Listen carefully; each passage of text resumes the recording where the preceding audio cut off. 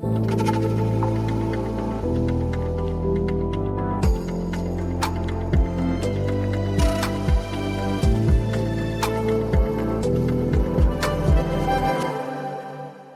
to this new episode of the course on Pathways to Solutions for a Sustainable World.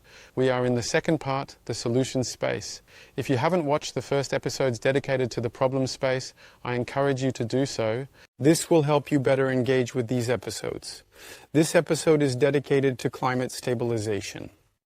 We will examine various effective solutions proposed to stabilize the climate through different approaches. To do this, I will rely on comprehensive literature, beginning with the latest IPCC report.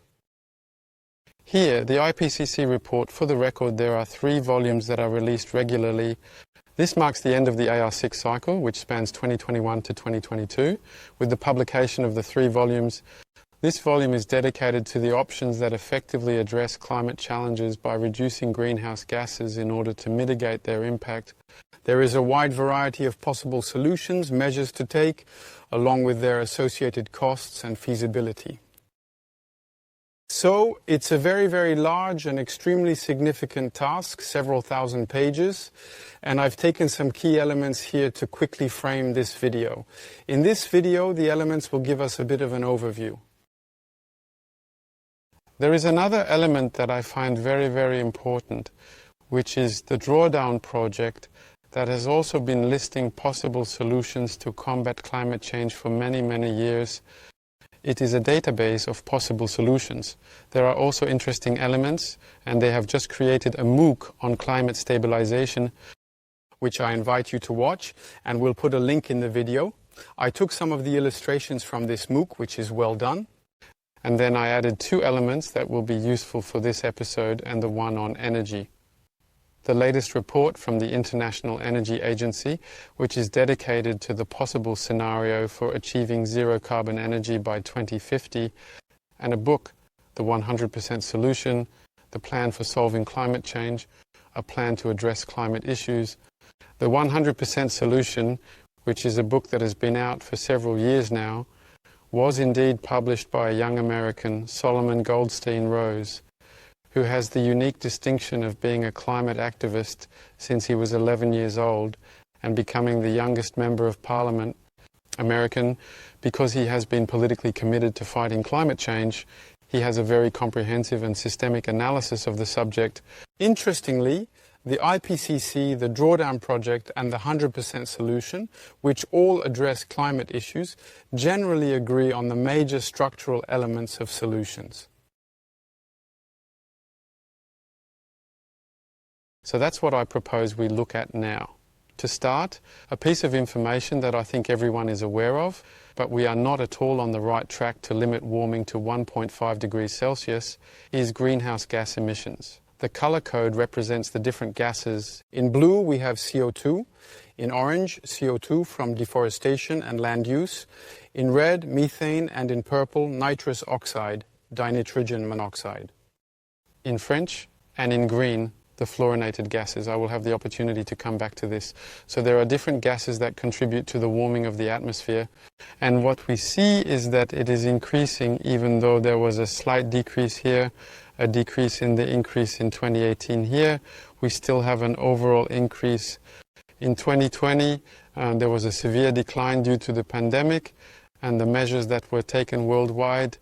In 2021, it seems we have already offset the decrease that was recorded in 2020. So from that perspective, we are not on the right track. And what the IPCC says in its latest comprehensive and detailed report, to give some important framing elements, is that a very simple and straightforward principle to understand, but one that needs to be very well anchored, is that we will only be able to stabilize the global temperature of the entire system when there are absolutely no more additional greenhouse gas emissions. This is similar to a bathtub. For now, what we're doing is trying to slightly reduce the amount of water flowing, but it's still flowing, so the level keeps rising anyway. It's the same, right? So we're really in that mindset, and if we want to stay below 1.5 degrees, we need to reach zero emissions by 2050. To stay below the 2-degree mark, we need to reach net zero emissions, essentially stopping emissions entirely, by the 2070s. That's the time frame we have. And so the margin is indeed getting smaller and smaller. The window of opportunity is actually getting narrower and narrower. And in both cases, the peak of emissions must indeed definitely be reached within the next 3 years, that is, by 2025. So that's why, in a very misleading way, we've seen everywhere in the press that we have 3 years to save the climate, but that's not the case at all. It's a misuse of language. We need to reach peak emissions within 3 years to start decreasing. We will need to decrease very quickly. Very quickly if we want to stay below 1.5 degrees and still quickly to stay below 2 degrees. So, in any case, it's clear that we're already on a path toward a world that's at least 1.5 degrees warmer, possibly even 2 degrees. Given this reality, we must continue, as we already have, to adapt our lifestyles and protect our infrastructure and ecosystems as much as possible. There is unavoidable warming beyond what we're experiencing today, and we need to be prepared for it. So, just to remind you, we are currently at approximately about 1 degree or 1.10 degrees. In 2022, we are around an additional 1.10 degrees, but this is a global average, which means that over the seas the temperature is lower, and over the lands it is higher. So on average over the lands we are already at 1.6 degrees. When we talk about 1.5 degrees Celsius or 2 degrees Celsius, it's an average global temperature globally, but since 70% of the surface is oceans, it's much higher on land. It might also be something we don't necessarily think about. What does it say? It says that we need to engage in rapid, very rapid and deep reductions of greenhouse gas emissions in all sectors as soon as possible. This is something global we need to engage in. It is never too late. But it's also never too early from this point of view, and it's important for each actor to ask themselves what they can do in their own capacity, because every fraction of a degree counts. Every additional 0.1 degree makes a big difference in the possible actions, as it significantly increases the likelihood of major events. The good news, despite everything, is that this recent paper that came out in Nature last November shows that with the commitments made following the Paris agreements, when we look at all the commitments made by the countries and see what they entail, what we call the NDCs here, the nationally determined contributions, we observe that compared to where we are now, if all these commitments are taken and carried out, we are looking at about 2 degrees of warming.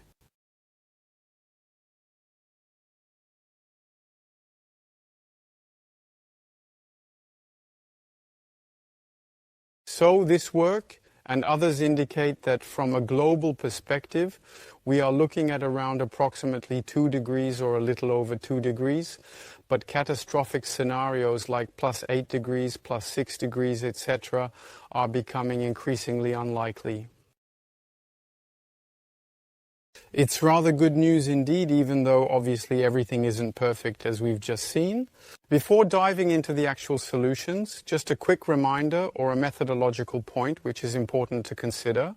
Just as a gentle reminder, we have various different gases that, as we have seen earlier, make up the entire cocktail that helps to warm us, such as CO2, methane, nitrous oxide, and fluorinated gases. And in fact, we can indeed actually define 3 main models and 3 main uses of these gases. On one hand, it is the production of energy and its use in a whole range of processes, particularly industrial, transportation, and buildings, that represent the largest fraction. That's why it's so very important to think about decarbonization. It's because that's where fossil fuels are indeed used. It's for producing energy, either directly or indirectly. That's what will represent the large mass. This use, shown in orange here, also involves transforming matter, represented in red, particularly in industrial processes. A third use involves transforming land use, particularly through agriculture, shown in green. So it's indeed a bit of a macro representation that shows we have 3 very important, extremely transformative effects. Our mode of action as agents of the Anthropocene involves using large amounts of energy to move and transform materials and extensively modify land use. A brief methodological note on the different gases, because we talk a lot about CO2 but less about the others. However, the others all have a warming power that is indeed much greater than that of CO2. So this is a point to keep in mind. It will be important for what follows. For example, if we take methane, it has a warming potential of 28, which means that on a 100-year scale, that's why we call it global warming potential 100, it is 28 times more powerful than CO2 in warming the atmosphere. And so we see that it increases. And then there are the minor gases, minor because their concentration in the atmosphere is low, but typically what we call fluorinated gases like SF6, which breaks all records since its warming potential, which was 23,000, has been re-evaluated in the latest IPCC report and is now 25,200. This means that one molecule of SF6 warms the atmosphere 25,000 times more than one molecule of CO2. So it's important to keep that in mind, especially since, if we take the example of methane, the way to calculate this equivalence depends on the time frame. And since methane is a molecule that is quite unstable in the atmosphere and degrades quickly, if we calculate not its warming potential over its lifetime, but over 20 years, we're no longer talking about a factor of 28, but around 60. And the proportion of warming power over the entire atmosphere significantly more than doubles. What does that mean? It means that for now, all models tell us that CO2 is the warming gas that accounts for 70% of emissions, and methane accounts for 20%. But if we use another calculation method this time, methane is indeed essentially responsible for half of the warming capacity. A 20-year horizon compared to a 100-year horizon is much more relevant to the immediate changes we need. So that's just a small methodological point. I won't bother you with it any further.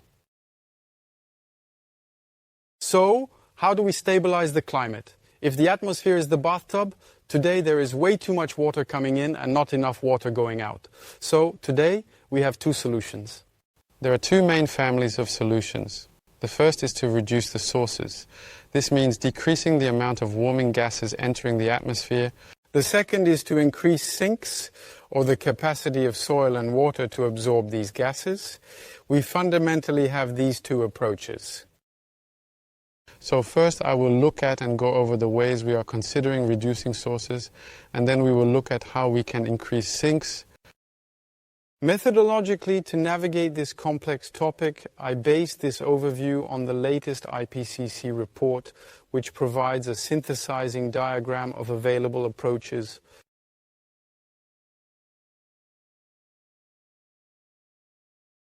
He breaks it down into 5 main areas, so I will use the same ones. On one hand, as you can see here, it's 100% of the emissions, and then it's about how we can reduce them. Each small segment is about how we can reduce them. When it is indeed full, it is a direct contribution, and when it is insured, it is an indirect contribution. So, for example, we see that the biggest part obviously is energy, since it is not only a direct source of greenhouse gases, but also an indirect one, because energy is needed to run tractors, factories, buses, planes, and so on, etc.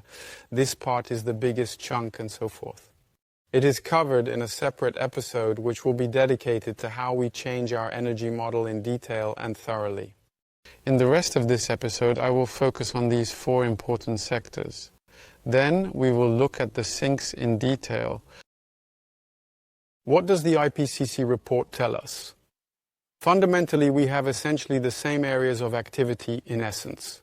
The best way to address the challenges is to act on demand, which fundamentally means reducing the amount of material and energy we use in order to provide services effectively. This is where we have the most room for maneuver.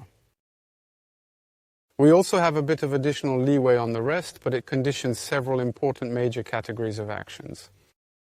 So obviously there is a change in the energy system, and as we have already mentioned, we will see that in another episode, there is also reducing and improving everything that can be. So this is about working on how we can use less energy and fewer materials. It's about boosting recycling to close the loop on materials, which reduces both material and energy consumption. It means transforming industrial production systems, that is, developing production systems that are less energy intensive or that manage to achieve substitution. Transforming agricultural production systems is covered extensively in another episode dedicated to food and how we develop nutrition for the future. However, I will say a word about gas waters that are not covered, and then indeed changing our modes of organisation is also something we have in the background.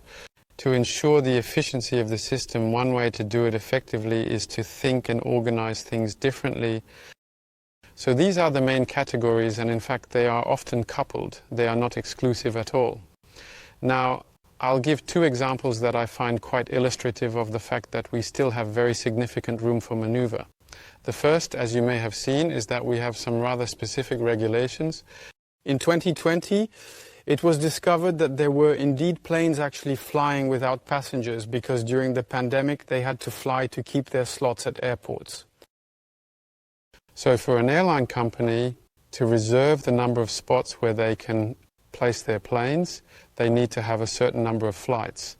If they don't have these flights, they can't maintain their ground rights.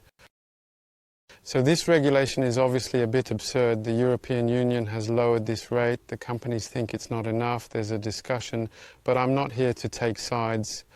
I just observed that according to the calculations of the study cited in The Guardian, in 2021 there were still 100,000 flights in Europe that was currently running with less than 10% of the seats occupied. I strongly believe we are past that now. So reducing, improving, changing our ways of organisation, regulation plays a big role. I have another one that's in the same vein. I don't know if you're actually aware of it either, but it's not just about using gas and oil in cars. There's also the fact that when oil is produced, it often doesn't come alone, it comes with gas together. And when the gas comes out, it's actually cheaper for companies to burn it off rather than capture it. This is called flaring. So, there is a report from the Commission working on how to reduce flaring, which calculated that in 2021 we are talking about 144 billion cubic meters of gas that were burned for nothing. This represents nearly 400 million tons of CO2 per year. That's almost the global emissions of France. It's the equivalent of France burned every year by the oil industry, as it costs less than recovering the gas. When I say we need to cut down on waste, it's not me saying it. It's clear when you see how much room there is for manoeuvre, because typically there are savings to be made and emissions to be avoided. So the most important sector, in fact, we will always do them in descending order.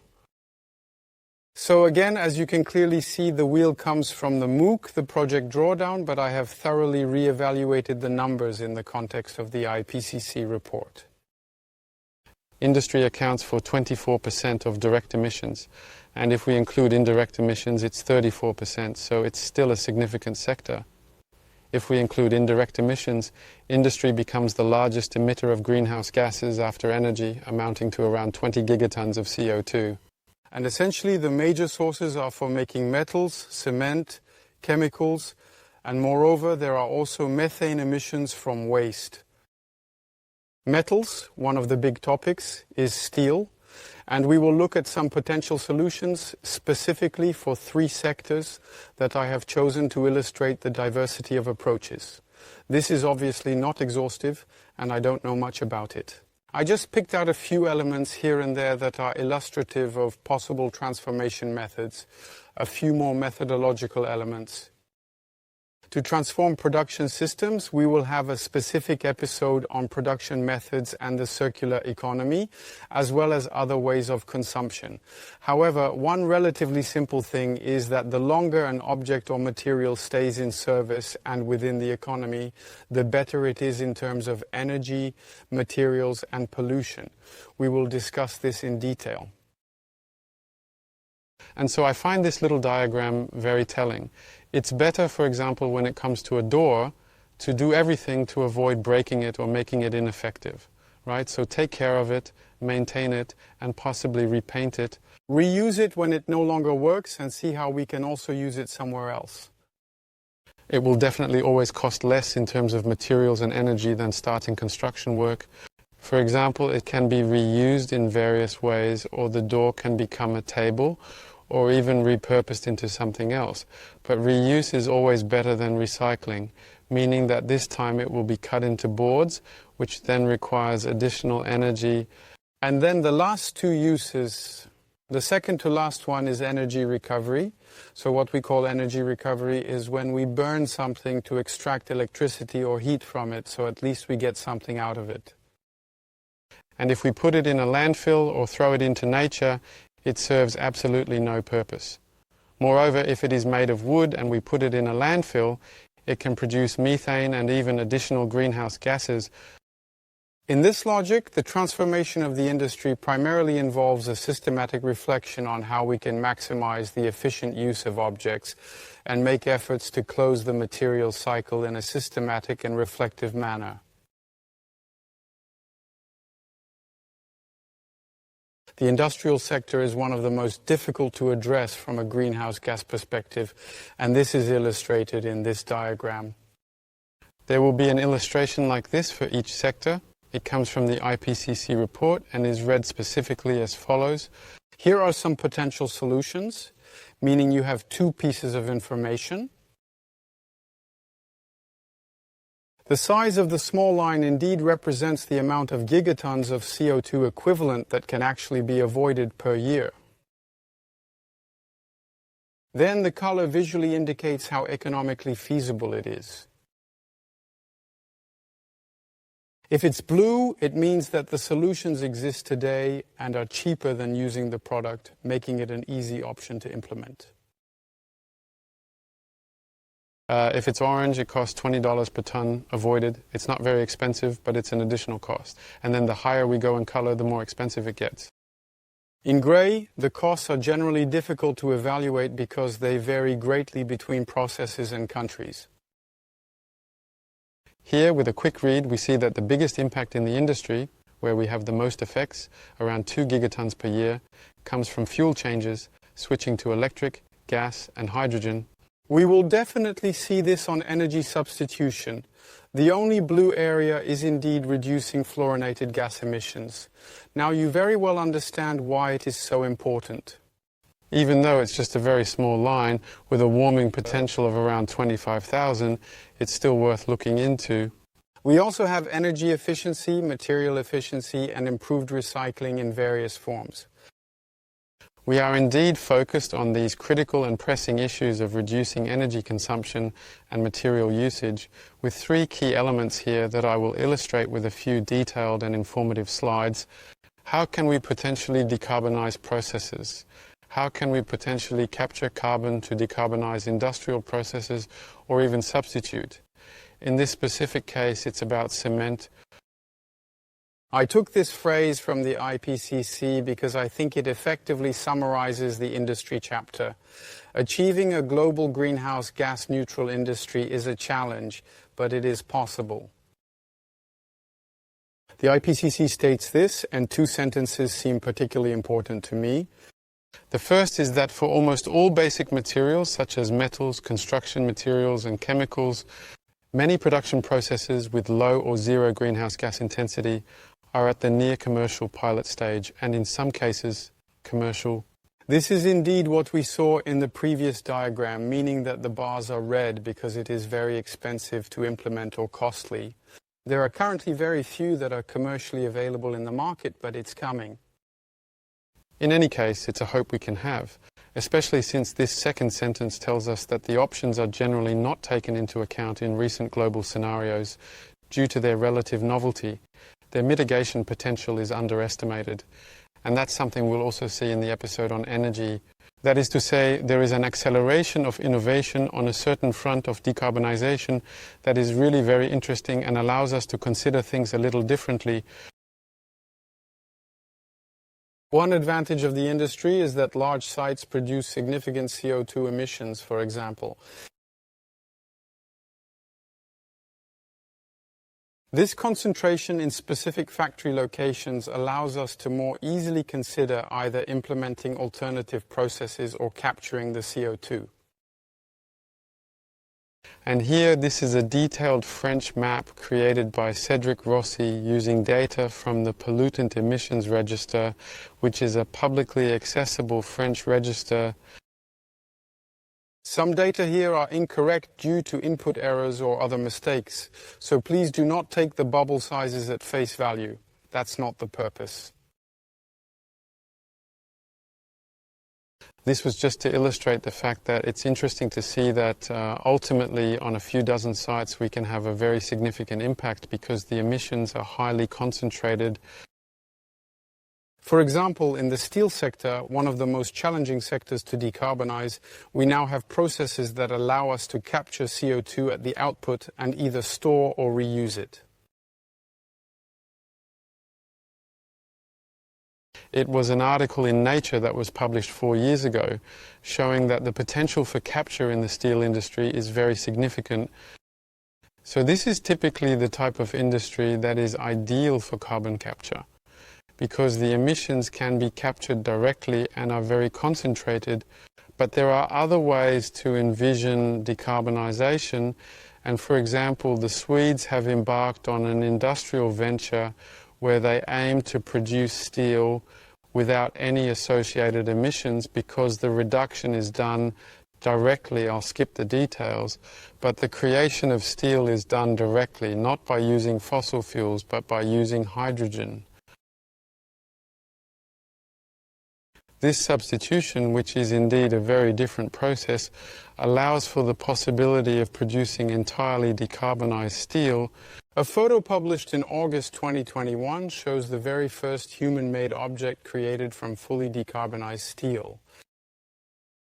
And on August 31st, they officially announced the creation of a plant that will be operational in a few years to produce hydrogen-based steel. So this might indeed be a new pathway that is beginning. It will take time, but it's another way to decarbonize that we can consider. And then I took a third example to show you that we can approach the problem in very different ways. This time it's about substitution, meaning that a large part of the steel is used to make reinforced concrete. And it turns out that there are indeed compounds, for example, this one, carbon concrete composite, which is actually a pure carbon-based system that effectively replaces steel in reinforced concrete. And it has an advantage, which is that since it is much lighter and at the same time much more resistant, 4 times more resistant and 4 times lighter, we can create very strong structures with much less concrete. So here we are acting on 2 things at once. On one hand, it's no longer steel, it's something else. And on the other hand, it means that the overall structure is much lighter. So what does lighter mean? Less material, less energy, etc. So here we have something that both substitutes one component and reduces the material for the other. So now if we move on to concrete or other similar compounds, we have methods of production that are less carbon intensive through another system, which is the use of solid recovered fuels. What is it? Solid recovered fuels are typically granules made from various types of waste materials. You have waste that is transformed into a material that is primarily used to fuel furnaces or cement plants. It can indeed, for example, replace coal. It's not ideal because we are still producing CO2, but it's CO2 that comes not from fossil fuels but from material in quantity, in the global cycle. It reduces the amount of CO2 that is emitted. Once again, it's not ideal, but it helps to decrease the overall footprint of the system. And then I take a third example from the industry, which this time has nothing to do with it, which is SF6, sulfur hexafluoride. It is indeed the gas that has a warming power 25,000 times greater than CO2. Why should we take a closer look and try to reduce our carbon emissions in our daily lives? It is a gas that is much more polluting than CO2. So Once again, if you remember, the way to calculate is over 100 years, except that SF6 stays in the atmosphere for 3,200 years. So it's here to bother us for a long time, so at least the more we emit, the better we undoubtedly know. Today, approximately 8,000 tons per year are being emitted, and these emissions are increasing rapidly. Here you have the different gases that were released into the atmosphere between 1990 and 2019. F gases, the fluorinated gases, are indeed the ones with the most significant growth. These are the ones with the most significant warming power and the highest growth. It's really a sector that indeed needs to be worked on. Especially since SF6, one of the reasons it is also used is to actually insulate certain electrical installations. So with the increasingly rapid development of electric solutions to replace fossil fuels, we are going to need much more SF6 or related gases. There are people who have indeed been working on this for a really long time and have actually developed another gas, a mixture of gases that could be effective. I'll spare you the complicated names, which are often complex and hard to recall. An easier name to remember is G3, which stands for Green Gas for Grid, a term that could serve as a substitute. We could replace SF6 with this G3. It was already tested in 2017 in the United Kingdom and is currently the subject of a European project to see to what extent it can be scaled up. So examples that are very varied, such as steel, concrete, and also sulfur hexafluoride. This is to illustrate to you that we can decarbonize or reduce greenhouse gas emissions in different ways. And once again, the industrial sector is indeed one of the most challenging sectors. Fortunately, there are definitely many people working on it, so there are many possible avenues for improvement. Most of these emissions are related to deforestation, which is addressed in the episode dedicated to biodiversity, specifically to regenerating ecosystems and changing our food systems. So here I will rather look at other topics specifically related to methane on one side and nitrogen on the other side. We've already talked about methane before. It's a warming gas, and nitrous oxide is too. Here we refer back to the small figure from the IPCC with the possibilities. What we see is that agriculture, I don't know if you remember the industry, but the decarbonization prospects are twice as significant. We had bars at 2 gigatons for the industry. Here we have bars at 4 gigatons or even more, because it's a sector where there can be very, very significant scale effects, particularly through sequestration. We will discuss more about sequestration in the sinks and in the following episodes. I will look at methane and nitrous oxide emissions, because deforestation, we will see that later. Ecosystem restoration, we will see that later. Improving forest actions, we will see that later. And reducing food waste and changing diets, we will see that later. So methane, in 100 years it's 28 times more powerful than CO2, but in 20 years it's 62 times more powerful. So we need to pay attention to it. Here you have a cow equipped with a sort of backpack that measures in real time the amount of CH4 it emits as a ruminant.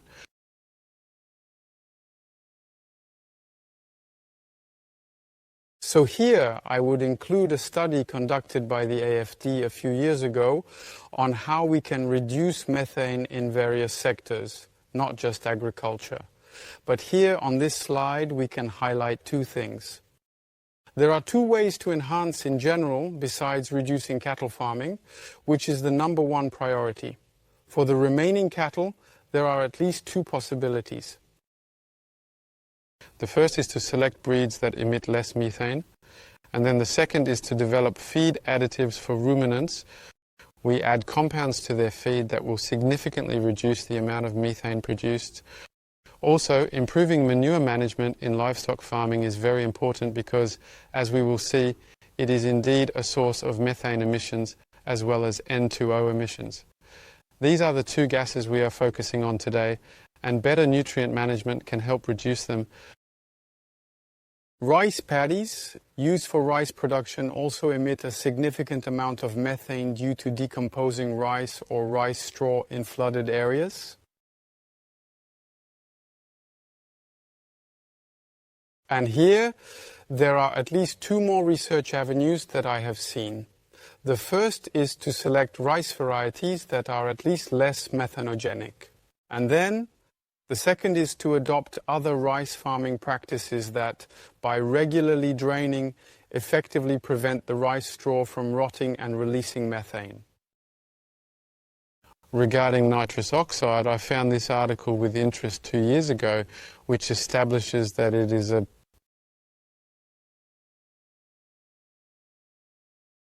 This study establishes the detailed and comprehensive quantification of both sources and sinks of nitrous oxide emissions across the entire planet. By doing so, we have a thorough understanding of the global distribution of these emissions. First, we need to understand it better. In other words, it's a gas that is ultimately less well known than the others. Its global cycle is just beginning to be thoroughly quantified at a global level, which will likely indeed provide other avenues for action. To elaborate further, we can loop back to the main point, that is to say, the primary cause of nitrous oxide N2O emissions, which come from the agricultural sector, is predominantly due to the extensive use of various types of fertilizers. So, from chemical fertilizers at the start or manure management, afterwards, and thus in the factors that are essential, the fact that there is a large amount of smoke produced, that we have inefficient use of fertilizer. We are, of course, dealing with nutrient management that is not efficient enough and on which there are a number of improvement avenues that I will not cover, but it is a sector where we can make significant progress. So we are now addressing another sector, that of transportation, which represents 14% of total greenhouse gases, with the major part concerning road traffic, including light vehicles and heavy vehicles, such as cars, buses and trucks.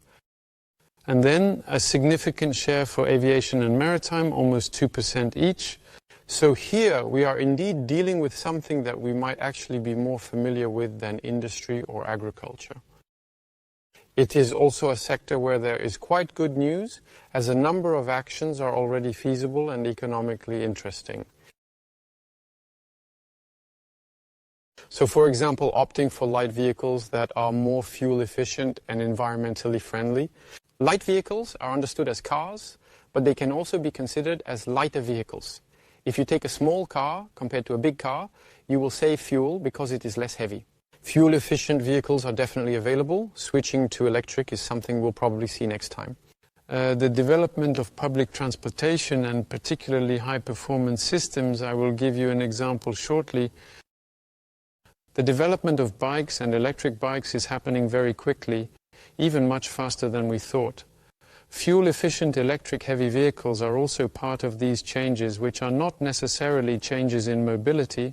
Well, they are for transportation and bikes, but they are both changes in modes of transportation and optimizations of existing transportation systems. So overall, the one in red is the use of biofuels, especially for aviation, because for now there are currently no other available solutions. Here we see that we are dealing with solutions that are not economically viable for now, and there are other problems with this approach as well. But we will have time to discuss it. To synthesize the different types of solutions we have for transportation, I prefer the SLOCAT model: avoid, shift and improve. The first thing is to avoid all the trips we don't make. The reduction of trips for people or goods represents significant gains.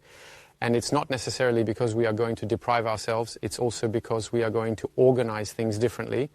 So managing transportation demand is a really interesting sector that we don't necessarily think about enough. The second aspect, shift, means using a bike, walking or public electric transportation instead of taking the car, where the electricity is decarbonized, free from carbon emissions, because it's not the same story if it isn't decarbonized, obviously. And then improve, it's about how we are going to change the underlying energy system, so I will address that in detail and thoroughly in the energy section specifically. And I took a few examples to illustrate what can be done.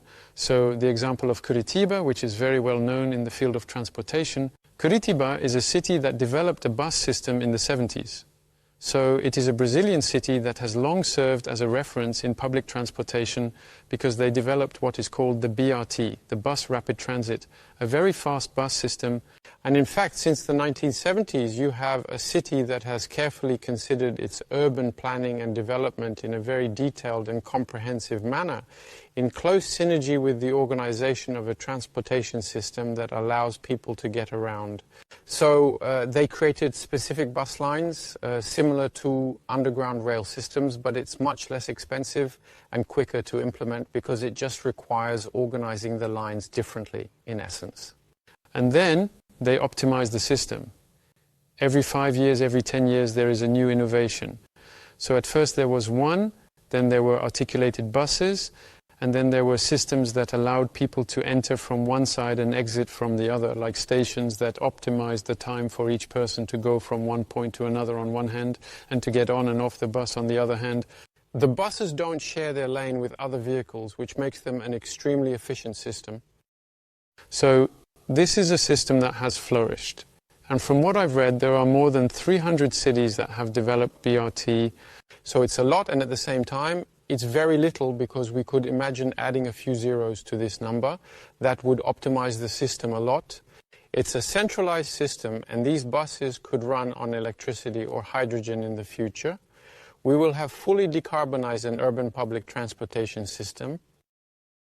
The other example I took is this time from the transportation of goods, because we often think about the transportation of people, but there is also the transportation of goods. In the series, how do we change the modes of transportation?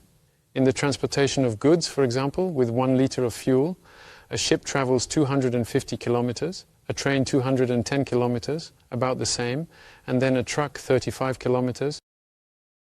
It is a measure of the system's operational efficiency, meaning that transporting goods by rail, river, or sea will typically consume much less energy than transporting by truck.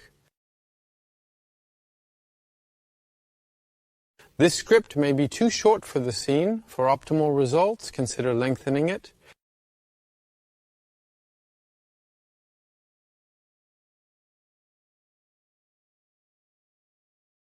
So if we calculate the number of kilometers done with a liter of gasoline, and if we look at the number of tons of greenhouse gases emitted, this is another way to calculate, if you will.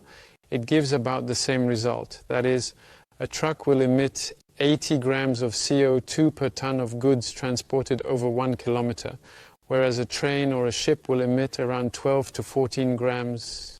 This clarifies the European Union's interest in massively shifting road freight transportation to rail and river transport, targeting 30% by 2030 and 50% by 2050.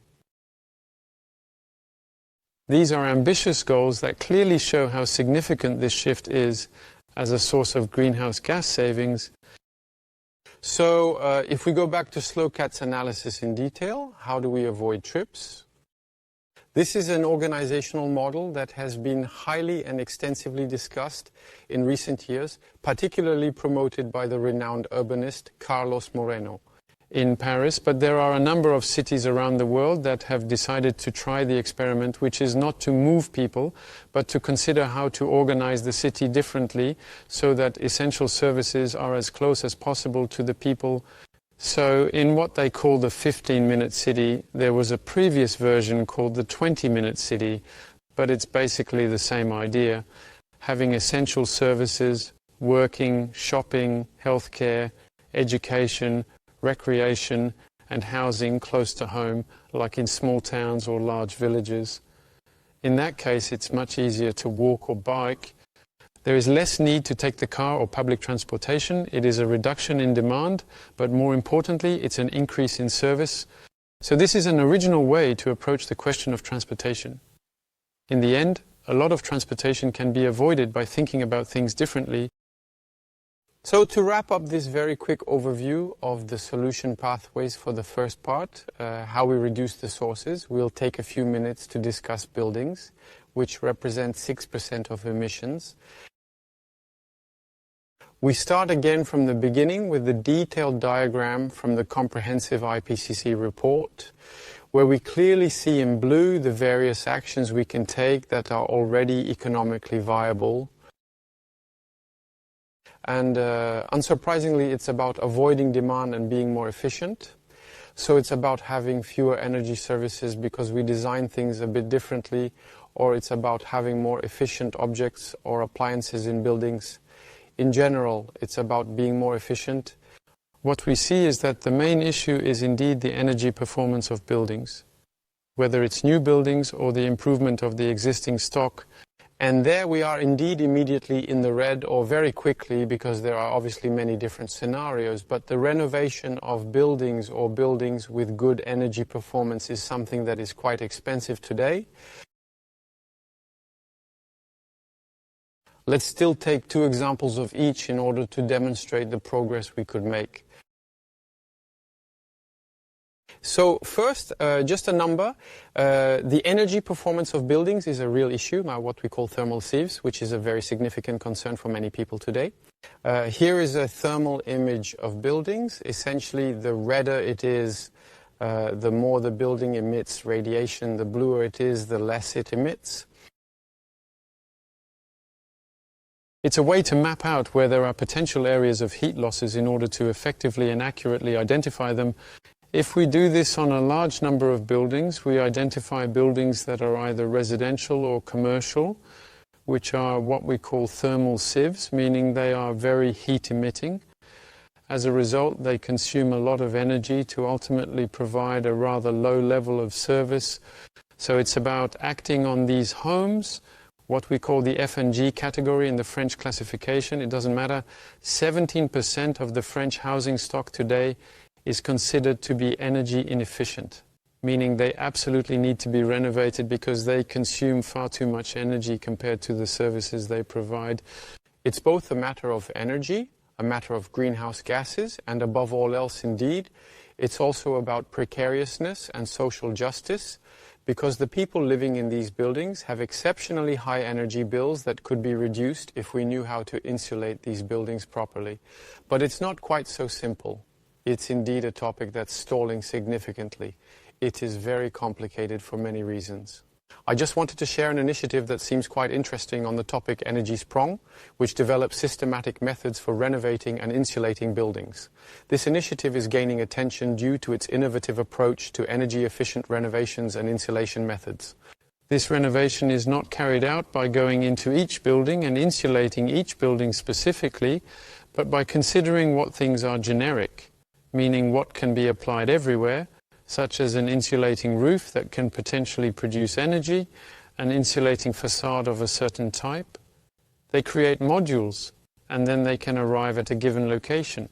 For example, if you have 50 buildings that are roughly similar, they build 50 identical facades, install them, and complete the entire street in a few days or weeks. They are developing a method for industrializing building renovation by working from the outside, creating a shell around the building, instead of working from the inside and having to adapt to each specific use case. So this is potentially something that would allow us to move much faster in this task, which is obviously very important and incredibly crucial. And then to look at the building from another angle and dream a little bit more. 2 quite astonishingly incredible buildings. This, as you can see, is a sports field at Panyeden International School near Chiang Mai, Thailand, which is entirely made of bamboo. So here you have a system that consumes 0 concrete, 0 steel, is much easier to assemble, very lightweight, and etc., and which has a whole range of characteristics. In fact, bamboo is increasingly being considered in architecture, not in our latitudes, but in Southeast Asia and Latin America, where it grows very quickly. It is the fastest growing plant we know. It is extremely resilient. It has properties almost similar to steel, and therefore it allows for constructions, including large-scale ones like this. Thus, the way to develop supports for architecture, or even entire objects of this type, entire buildings of this type, is something that is developing and is interesting to watch. This plant's rapid growth and resilience make it an ideal material for various construction projects. Its steel-like properties provide strength and durability, enabling the creation of both small and large-scale structures. And in the same spirit, this building is indeed truly special. The 25th King Brisbane in Australia, so in Brisbane this building is truly special because in fact everything is made of wood. This script may be too short for the scene. For optimal results, consider lengthening it.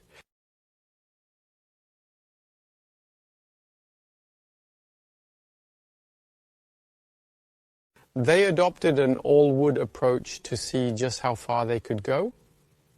The clear and obvious advantage of this, clearly and obviously, is that not only do you avoid using concrete and steel, but wood, by its very nature, stores carbon. So the building stores carbon that was captured by the trees during their growth period.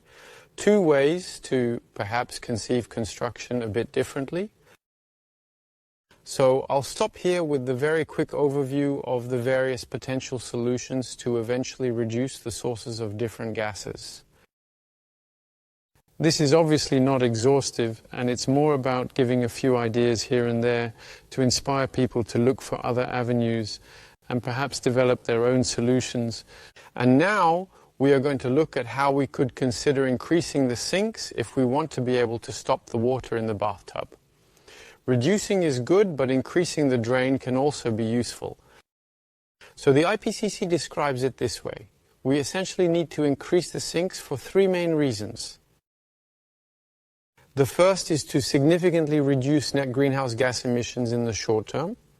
Between now and 2050, it is very unlikely that we will be able to reduce the sources quickly enough. If we increase the sinks at the same time whenever we can, we gain a bit of time. The second is to offset the residual emissions that are difficult to eliminate. We know that a certain number of emissions, particularly those related to agriculture, which we cannot do without, aviation, which we can reduce but not eliminate, maritime, similarly, and industrial processes, there are a certain number of residual emissions that will need to be absorbed one way or another. If we want to achieve net zero, what is produced on one side must be absorbed on the other. And then there is a third reason, which is that in the long term, as it is very likely that we will go beyond 1.5 degrees, the best scenarios are those where, once we have managed to reach zero, we continue to dig deeper to try to absorb a bit more greenhouse gases and restabilize the climate at a level that is less close to the tipping points. As you may recall from our previous discussion about the problem space, we will likely need to revisit and go back below zero. We need it for three important reasons. In the short term, to move quickly and efficiently, structurally to offset emissions we can't reduce through other means, and to ultimately reach a more comfortable and sustainable balance point. There are many proposed solutions on the table. So the IPCC, the Intergovernmental Panel on Climate Change, lists a large part of them. Here is a table, essentially a kind of summary diagram, that indicates the type of method, how it is implemented, and also where it acts. So is there carbon capture in the oceans? Is there carbon capture on land? Is it perhaps an industrial process? Is it perhaps an agricultural process? Is it perhaps about treating the soil? We have a lot of different options, a variety of available options, and I would like to briefly present four to you. One is an agricultural practice. In fact, actually two of them are agricultural practices and two are actually industrial practices. The very first one is what we refer to as biochar. You have probably already heard about it. It's definitely a substance that looks a little bit like charcoal. It comes from a process that allows the burning of organic materials, typically agricultural waste, things like that. And then you get a very, very carbon-rich material, and this carbon-rich material is called biochar. It has a number of advantages. It is indeed a very stable form of carbon, so it is a good way to keep it and to preserve it and to store it.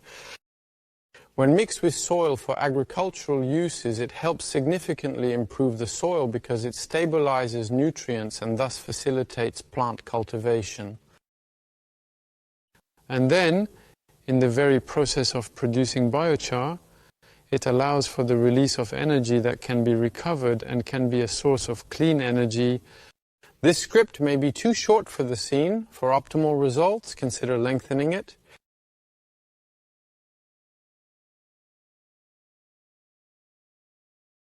and which was proposed by Lester Brown in 2003 in his Plan B for the planet.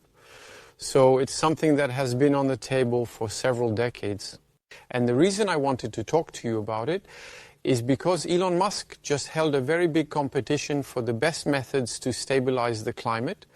And there is a very important French startup called Node Zero that focuses on biochar, which has just been selected for this important and notable award, the X Prize, and will therefore be endowed with significant and valuable recognition.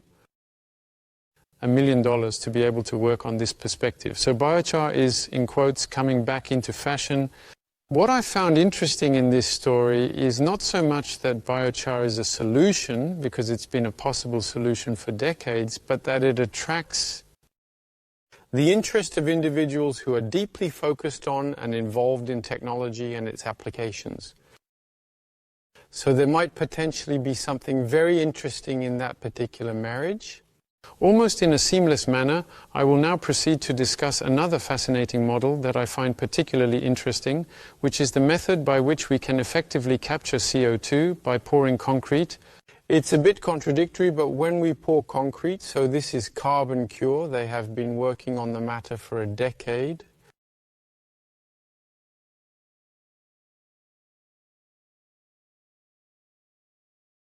By making concrete a little differently, with a different cement composition, they can use carbon dioxide, CO2 for example, which would come from an industrial site nearby, such as a factory or a power plant. So here they would use this CO2 to transform, to solidify the cement and thus make, in quotes, stone. This script may be too long for the scene. For optimal results, consider shortening it. Moreover, in the grand cycle of CO2, a large part of the rocks on Earth, which play a significant role in the carbon cycle, is made up of carbon. This includes various forms of sedimentary rocks. All limestones, for example, are composed of calcium carbonate, commonly known as CaCO3, and so being able to transform this gas into rock is a good way to stabilize carbon for a long time. So it's about how we accelerate the carbon cycle, so to speak, by creating industrial or, as we will see later, agricultural devices that allow us to transform carbon into stone.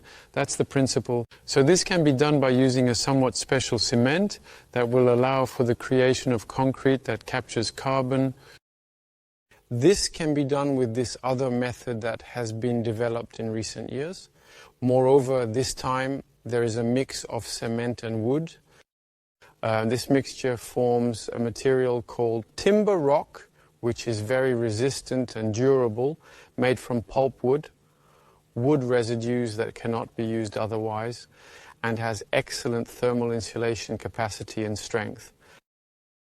So regarding our question about buildings, we might potentially have an interesting solution, and which is 3 times lighter. So again, the weight, whether for transportation or for the type of construction we want to do, presents an advantage.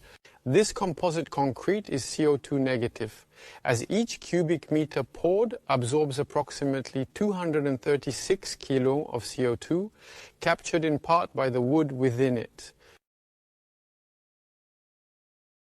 So here we have another way of thinking in a different manner about the topic of discussion. And then I will conclude this very quick overview of my 4 examples with the 4th one, which is really about transforming CO2 into rocks. 2 papers, published 10 years apart, suggest that we can take carbon, for example, from an industrial site, mix it with water to create a fizzy soda-like solution, and inject this fluid into basaltic rocks. At that point, we can create precipitates that can deposit and transform into rock, resulting in solidification. In essence, this process, in a way that is quite fascinating, essentially allows us to, in the long run, transform carbon into rock, thereby solidifying it. It was previously thought that this process would take about a decade, but it has recently been revealed that it can actually be done in just a few years, making it significantly faster and more exploitable for industry.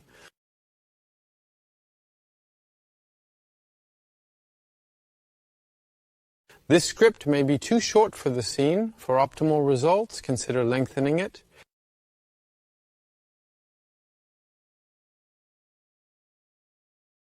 not by injecting something, but by actually creating rocks crushed into very small pieces.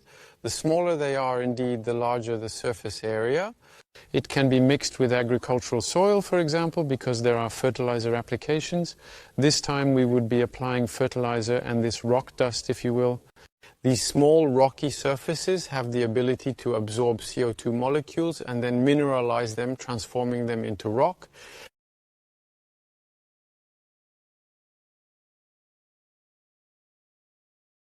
So this is a practice that, if definitively confirmed, could indeed allow for carbon storage on a very large scale, potentially on the order of several gigatons per year. It is, in fact, one of the methods with the most significant potential. So all of this is still at the R&D level for now, and these are avenues that are being studied.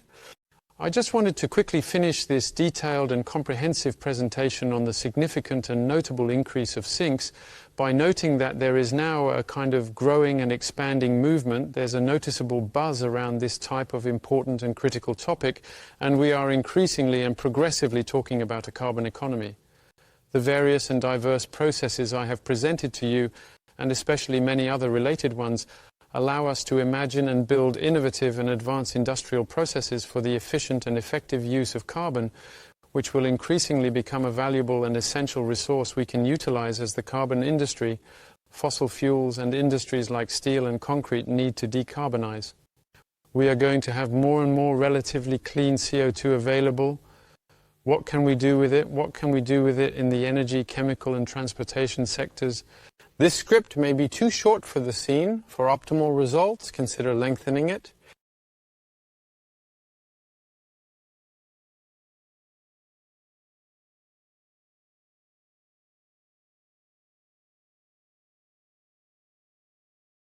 This is what is called the carbon economy, and it might be one of the ways to inject into the economic system a different way of thinking about things and to consider this molecule not as waste or pollution, but as a resource that we might be able to use differently.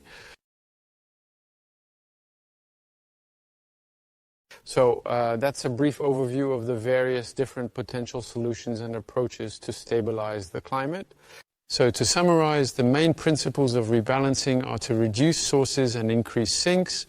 We have reduced and improved everything that can be.